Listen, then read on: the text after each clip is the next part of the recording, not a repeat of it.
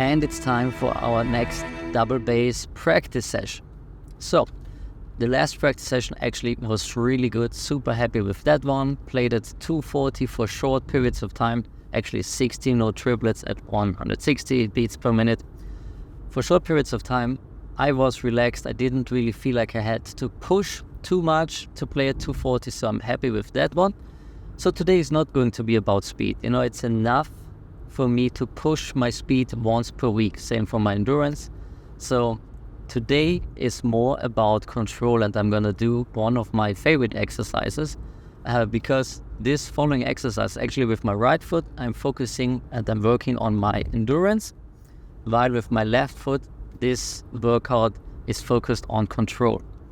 So what I'm going to do is I'm going to start at 160 beats per minute and just play consecutive eighth notes with my right foot. I'm going to make sure that I'm locking in my right foot with my right hand. And then every couple of bars, I'm just adding in my left foot. Could be for 2 beats, could be for a full bar. And I'm just going to focus on control with my left foot, being as tight as possible. One other thing that I wanted to discuss today, in the past couple of sessions at this Road to 300 BPM challenge, I talked a lot about pedal settings. And one thing that I have to mention again, because it's so important, is the one thing. What I mean by that is I only allow myself to change one thing at a time. By that I mean, if I'm switching from axis pedals like the last practice session to Tama Iron Cobalt Junior pedals, that's my one thing that I'm changing from the last practice session to this practice session. If I want to increase my spring tension on my Tama pedals, then that's the one thing for the day. If I want to increase the beta angle or seat height or the distance from drum stool to the pedals, that's my one thing for the day. I'm only changing one thing at a time. The reason for this is, if you're changing too much and you improve for whatever reason, then you don't really know what caused this improvement. On the other hand, that I can tell you, in more than 95% of the times, it's going to be different. It's going to be that your performance is going down if you change too many things at the same time when it comes to your pedal settings and your drum setup.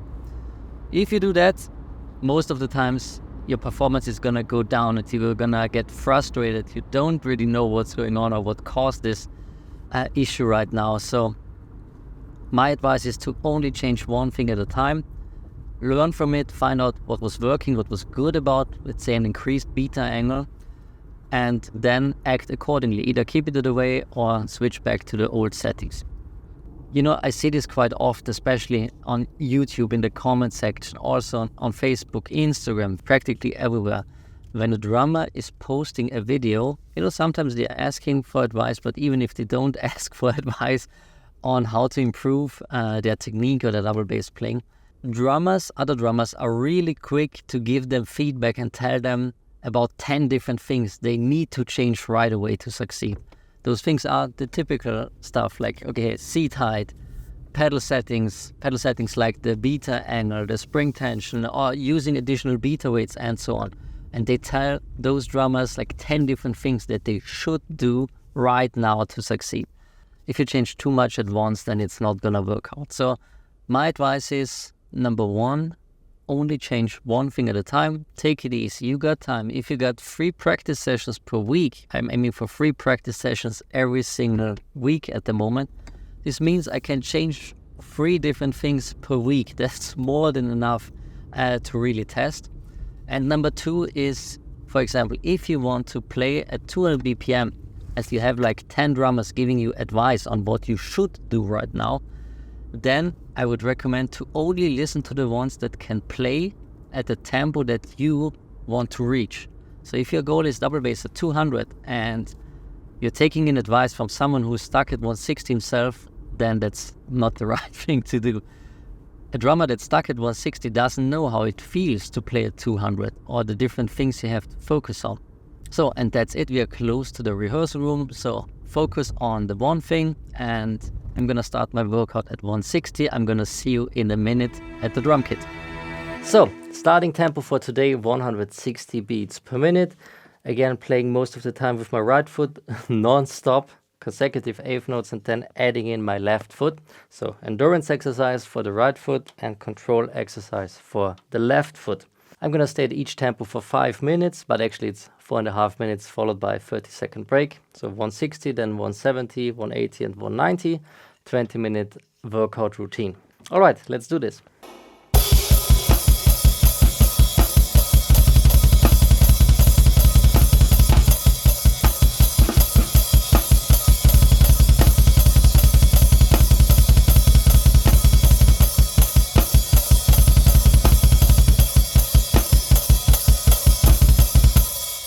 Okay, done at 160, actually feeling good so far.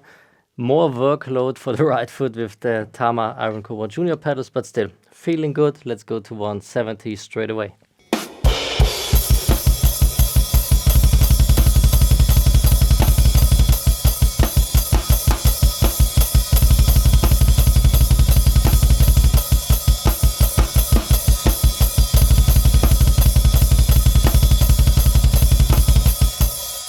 .170 felt even better, a bit easier to control with that pedal. The main thing I'm focusing on in today's practice session is actually making sure that my right foot is locked in with my right hand all of the time.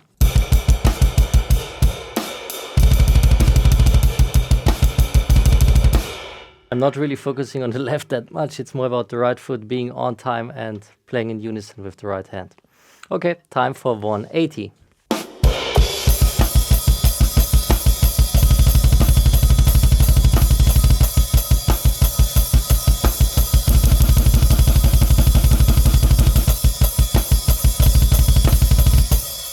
So now on to 190 beats per minute.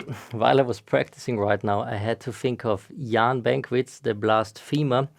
Make sure to check him out on YouTube, because he's basically like the stuff that most drummers play with 2 feet. He's playing them just with 1 foot, crazy fast right foot. And then he likes to add in the left foot as well. And he's like super tight with those patterns. So check him out, great drummer. Okay, now on to 190 beats per minute.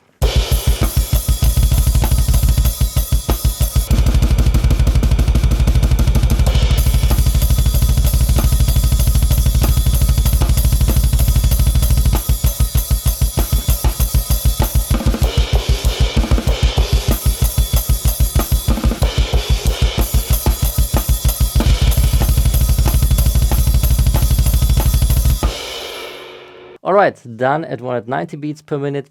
It felt good. I can push a little bit further, but I don't want to today. 20 minutes is enough for today. And yeah, the pedals actually felt really good today, especially the right foot and on the right pedal. With the left foot, sometimes I still feel some weakness in my left ankle, but again, it's getting better with every single practice session. So I'm positive right there. I'm gonna get back to my old shape. And then within the next practice sessions, I'm gonna start pushing the tempo again. Again, today was more of a maintenance, endurance and control. Now that's it for today. Let's head back to the car and talk a bit more about pedal settings and how you can use them to your advantage. So that's it for this practice session. Not an outstanding practice session, but still a solid, okay practice session. Good maintenance workout. So now let's talk a bit more about pedal settings. Because if I tell you what not to do, and what not to do is don't follow the advice of drummers online that tell you to change 10 different things at the same time. So I also have to give you some goods right here and tell you what works for me and also what works for our students at the Academy. So first of all, only change one thing at a time. So this could be your spring tension, your beta angle, the bass drum beta, the beta weights, the seat height and much more, but only change one thing at a time. That's the first rule.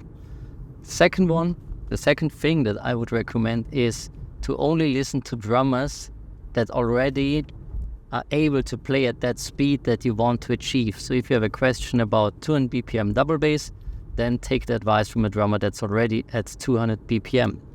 And I also drink the same Kool-Aid. You know, you will never hear me talk about, let's say, the swivel technique at 250 beats per minute, because I'm not using the swivel technique. I don't know how it feels at 250 BPM. I didn't put in the time to learn the technique and to master that one, so I'm not the right guy to teach that. That's also the reason why we have multiple other drummers at the academy who are professionals at the swivel and the pressure swivel teaching that technique. Not once will I give you a swivel technique tutorial. Completely useless, because when it comes to swivel technique, I don't know what I'm talking about. So let's talk about certain problems that drummers face. And then I'm always going to give you like the one thing you can do right now that you can change right now regarding your pedal settings to improve. And again, all of this advice is about the ankle technique. So if you are struggling to relax the muscle groups in your upper leg, then the first thing that I would recommend you to do is to lower your seat height. Lower it drastically so that your hip joints are at the same height as your knee joints, or even a bit lower, so your hip joints are even lower than your knee joints. This way you bring your legs in a position where it's way more difficult to actively use your hip flexor and lift the full weight of your leg off the pedal. Makes it way more difficult. If you're sitting extremely high, then it's way easier to actively use your hip flexor and move your upper leg up and down as well. So this is the first thing, if you're struggling with relaxing the muscle groups in your upper leg. Second piece of advice, if you're struggling with your shin muscle, so basically you're learning the ankle technique and your shin muscle is burning out all the time, then the one thing to change at first is the distance from drum stool to your pedals. You want to move your drum stool closer to your pedals, because again, this way you bring yourself in a position where it's harder to actively use your shin muscle to lift the foot like this. So this is the second piece of advice. Third one is improving that beta swing. So what you can do right here, the first thing I always recommend is to increase the beta angle. If this is not solving the problem, then I also recommend to use additional beta weights. And at first I would try them separately. First the beta angle, increase beta angle, then second the beta weights, and then start to combining those two. These two things can solve that issue. And of course, later on, when you are slowly improving and moving closer to your target and to your desired result, then you will end up with a mix of different things anyway. So you will end up with a new beta angle, maybe new spring tensions, new seat height, and so on. And then at one point, you will find that final combination that works perfectly for you with your pedals and the sound that you want to achieve. And so that's it for today's video. Once again, thank you so much for watching. I hope you found this useful and I wish you a great day. Cheers from Vienna. Bye bye.